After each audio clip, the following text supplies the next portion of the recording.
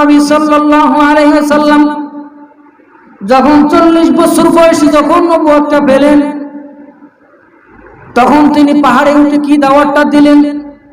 তখন তিনি দাওয়াত দিলেন, ইয়া আইয়ুহান নাসু কুলু লা ইলাহা ইল্লাল্লাহ তুফলিহুন।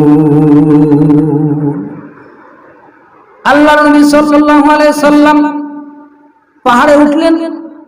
ওঠার পরে তিনি বললেন, ওহে মানব মণ্ডলী, ওহে মানব মণ্ডলী, তোমরা বলো লা ইলাহা ইল্লাল্লাহ, আল্লাহ ছাড়া কোনো ইলাহা নাই, আল্লাহ ছাড়া কোনো আইনদাতা নাই, ইলহামদাতা নাই, লাআল্লাকুম তুফলিহুন, আশা করা যায় তোমরা সফলকাম হবে।